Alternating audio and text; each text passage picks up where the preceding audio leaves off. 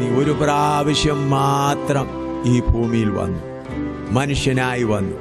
ഇനിയും നീ വീണ്ടും ഒരു പ്രാവശ്യം കൂടെ ഈ ഭൂമിയിൽ മനുഷ്യനായി വരികയില്ല. നഷ്ടപ്പെടുത്തിയ അക്ഷേത തിരികെ കൊടുക്കുവാൻ കർത്താവായ യേശുക്രിസ്തു ഈ ഭൂമിയിൽ വന്നു. യേശുക്രിസ്തു വന്നത് ഒരു മതം സ്ഥാപിക്കാനല്ല. യേശുക്രിസ്തു വന്നത് ക്രിസ്ത്യ മതം സ്ഥാപിക്കാനല്ല. യേശുക്രിസ്തു വന്നത് ഒരു കൂട്ടർക്ക് വേണ്ടിയല്ല, സകല ലോകത്തുള്ള മനുഷ്യർക്ക് വേണ്ടി അക്ഷയതയുമായി നിത്യജീവനുമായിട്ടാണ് കർത്താവായ യേശുക്രിസ്തു വന്നത്. ആകയാൽ ആലപ്പുഴയിലുള്ള പ്രിയപ്പെട്ടവരെ, നിങ്ങൾക്ക് അക്ഷയത പ്രാപിക്കുവാൻ, നിത്യത പ്രാപിക്കുവാൻ, നഷ്ടപ്പെട്ടു പോയത് തിരികെ പ്രാപിക്കുവാൻ ഒരേ ഒരു മാർഗം യേശുക്രിസ്തുവിന്റെ അടുക്കലേക്ക് വരിക. യേശുക്രിസ്തു വന്നത് അക്ഷയത നൽകുവാൻ. ക്ഷയമുള്ള മനുഷ്യനെ, നശിച്ചു പോകുന്ന മനുഷ്യനെ, കുറച്ച് നാളത്തേക്ക് വെറും പുല്ലിലെ പൂ പോലെയുള്ള മനുഷ്യനെ, വെറും നിഴൽ പോലെയുള്ള മനുഷ്യനെ നിത്യനാക്കുവാനാണ് കർത്താവായ യേശുക്രിസ്തു വന്നത്. എനിക്ക് അനുഭവം ലഭിച്ചു, ഞാൻ നിത്യത പ്രാപിപ്പാൻ എനിക്ക് ഭാഗ്യം ലഭിച്ചു.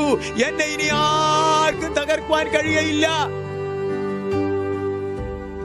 പ്രിയ സഹോദര, ഇന്ന് രാത്രി നിന്റെ ദൈവത്തെക്കുറിച്ചാണ് ഞാൻ പ്രസംഗിക്കുന്നത്. വ്യത്യാസം ഇത്രയേ ഉള്ളൂ, നീ നിന്റെ ദൈവത്തെ ഇതുവരെ തിരിച്ചറിഞ്ഞിട്ടില്ല. എനിക്ക് എൻ്റെ ദൈവത്തെ തിരിച്ചറിയുവാൻ ദൈവം കൃപ ചെയ്യും. പുനർജന്മം എന്ന് പറഞ്ഞ ഒന്നില്ല, അത് സത്യമല്ല. 84,000 ലക്ഷത്തിൽ മാറി മറിഞ്ഞു വരികയില്ല, അത് അല്പം പോലും സത്യമില്ല എന്ന് പറഞ്ഞല്ലോ. ഇവിടെ പറഞ്ഞു, മനുഷ്യപുത്രന്മാരെ തിരികെ വരുവീ. സർവശക്തനായ ദൈവം അരുളി ചെയ്യും, സകല മനുഷ്യപുത്രന്മാരെ തിരികെ വരുവീ.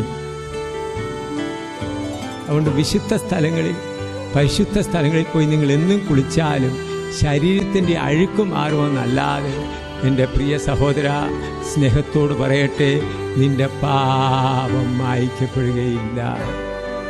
ഇതെല്ലാവരും നല്ലവണ്ണം അറിയും.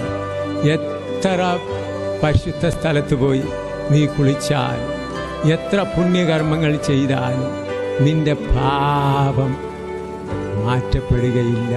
കാരണം പാപം നിന്റെ പ്രാണനിലാണുള്ളത്. അതെല്ലാവരും മനസ്സിലാക്കുന്നത്. ഞാൻ സത്യവചനമാണ് നിങ്ങളോട് പറയുന്നത്.